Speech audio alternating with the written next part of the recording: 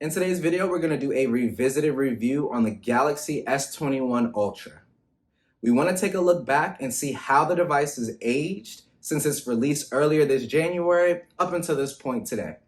We're going to cover 5 areas. We're going to look at design, performance, battery, the camera, and then last but not least, we'll finish off with any special features. With that being said, sit back, relax, and enjoy the video. Let's go ahead and talk about the design.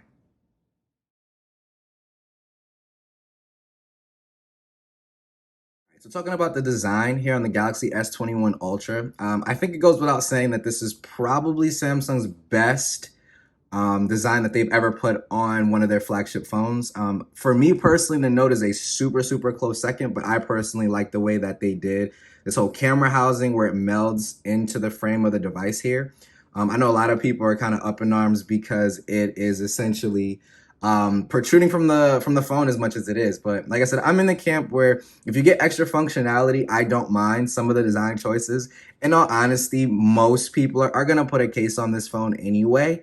So that will definitely help with the camera protrusion. The matte black looks super stealthy. I've gotten so many compliments here on the device when people have seen it when I'm out and about and not wearing a case in the rare times that I don't.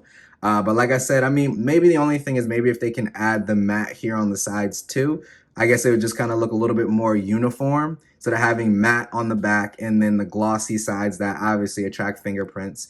Moving on to the front. Now, like I said, it goes without saying that Samsung obviously makes the best panels on the market. So like I said, you're not missing any type of quality or anything like that from the display. This is definitely the best display that Samsung's put on a phone. It's got the 120 refresh rate, 1440p for the resolution. So like I said, you're honestly not missing anything. I mean, and then to be honest, it gets even better because while it is near bezel-less, they actually cut back on the curves. So you can actually see like the cut back on the curves here, and then here obviously on this side as well. And essentially that allows for there to be less accidental touches, which like I said, I'm all for. You know, I used to be one of the person that got a lot of accidental touches. I haven't gotten any accidental touches with this particular device. So like I said, this design is honestly my favorite one that Samsung's put out. So like I said, it goes without saying they did a great job as far as the design.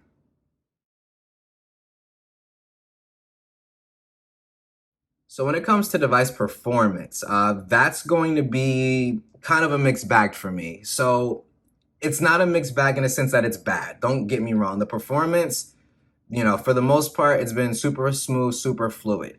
I do notice in One UI that the animations aren't as fluid and as, I would say, fast as other animations like from OnePlus or from the Pixel or from, say, for example, a Xiaomi phone. Even the iPhones, while their animations aren't as fast, they're definitely more fluid.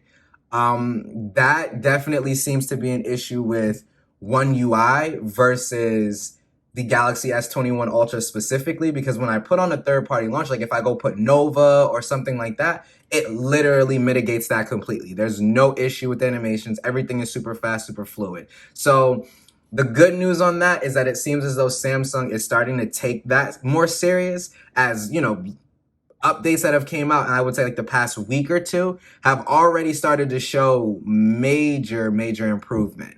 And then there's also rumored to be a One UI 3.5 that's supposed to take, you know, Samsung's animations and just the overall fluidity to the next level. Which fluidity in Samsung is something I never thought that I would have said in the same, you know, in the same sentence. So like I said, that sounds awesome. I hope that that follows through. As far as just normal day-to-day using the phone, using intensive applications like games and things like that, the phone's running a Snapdragon 888 with 12 gigabytes of RAM. There's no way you're not going to be able to play Genshin Impact or League of Legends Wild Rift. Now, the device may get a little hot and overheat a bit, which thanks to the Snapdragon 888's overheating problem, you know, you may get it, you know, you may get it to where those applications will cause the device to run a bit hotter or a bit warmer than normal. But like I said, I didn't notice anything dramatic when it came to the actual running of the performance. Now, when it comes to overheating, I've noticed overheating in the camera, where in the camera, it actually closed the camera out and I had to let the phone cool down before I could do anything in the camera. Also, I noticed multi-window. When the device got too hot, it literally would not run. It said, cannot run multi-window, let the device cool down first, something of that nature, but it did stop me. And then on one occasion, the phone actually completely powered down. Like I said, I think these overheating issues is completely a Qualcomm processor thing versus it being a Samsung issue. But like I said, hopefully Qualcomm can kind of mitigate that with their next generation of processor.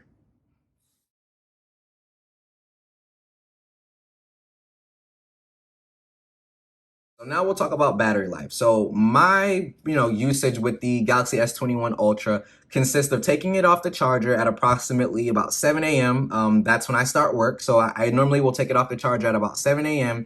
And from there, I use it pretty heavily throughout the day. Pretty much every interaction that I have with the phone is literally me using multi-view. I use split screen multitasking probably more than, not probably, I'm going to say more than the average person. So like I said, I would say my usage is definitely fairly heavy. With that being said, I still was pretty impressed by the battery life that I was getting. I do have, you can see it here, enhanced processing. That's what that little icon on the left, the circular one that looks like the speedometer in your car.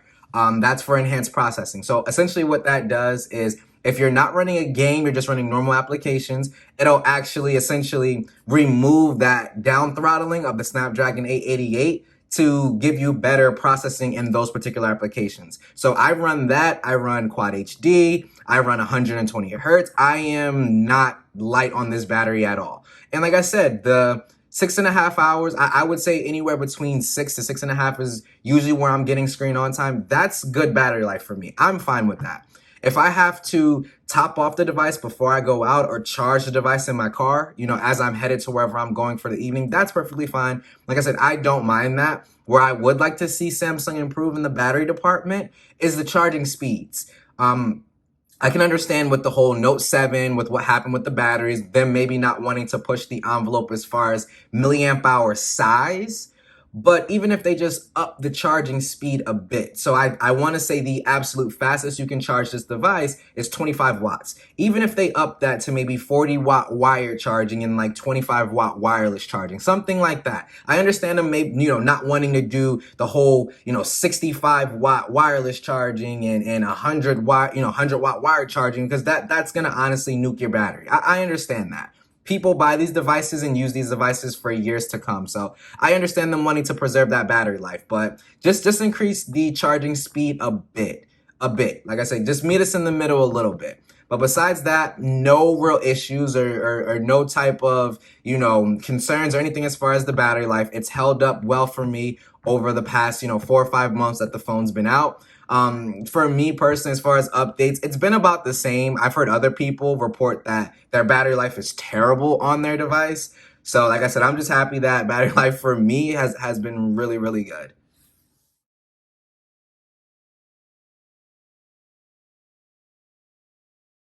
So now we're gonna get into one of my favorite categories on any smartphone, and that's the camera.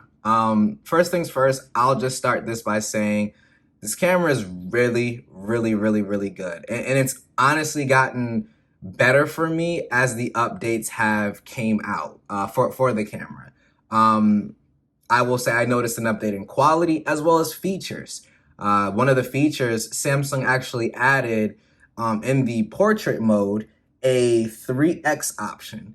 So now it'll actually use the optical 3x to take portrait shots instead of digitally cropping in using the main sensor, which just made their portraits look not as sharp. Like I said, that 3x portrait is really, really something to see. I'm going to flash some samples across the screen towards the end of this section, just so that way you guys can see it. I don't want you to have to just sit here and look at the viewfinder. That's not very entertaining. So like I said, I'll just go ahead, roll some B-roll footage of some shots that I took, some videos that I took. That way you guys can judge for yourself how, what you think of the Galaxy S21 Ultra's camera performance.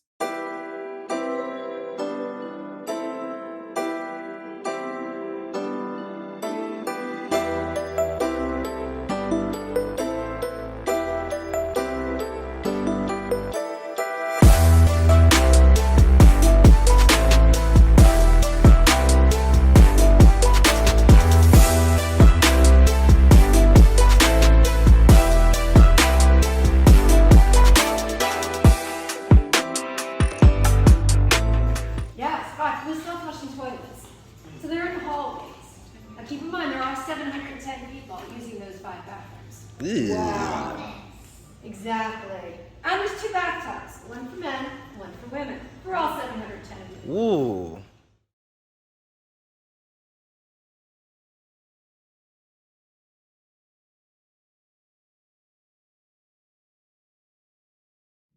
Okay, now to talk special features. So if we were here talking about every single feature that this device has, we'd be here for well over an hour or two. So I'm just gonna touch bases on a few that I found out that I tend to use regularly. So, maybe some that you guys don't know about or whatever the case may be. So one, you have this whole side panel, which is multi-view. This one is fairly, simple. You can open up multi-view. I still believe Samsung has the best multi-view of any smartphone in general, not even just Android smartphone, just any smartphone in general. This implementation of this little bar just is second to none. You can literally switch between apps there, and then it also gets even more complicated because you can bring in a floating app as well.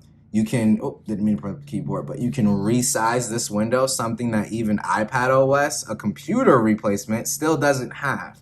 So that's what I'm saying. Like, you have all these different cool, neat features that a lot of people don't talk about.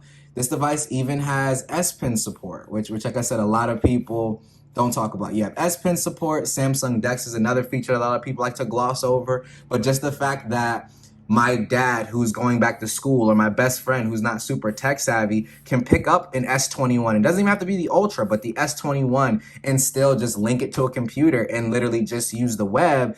That's fantastic. They have link to Windows with Windows 10. You can use your phone to kind of emulate the Apple ecosystem where you can make and take calls on your computer. You can send messages, get your pictures, all of that stuff. And if you guys want me to, I can even do a detailed walkthrough of the Your Phone Companion app showing, how I have mine set up, how it works. They have universal copy and paste on it, all of that. So like I said, there's a ton of features in this device. Those were just kind of, like I said, a few of the ones that I personally use on a regular basis. But if you guys want a more detailed walkthrough of, all the features that I found here, like separate app sound, the enhanced processor. Let me see if you can see that icon. Yep, the enhanced processor mode.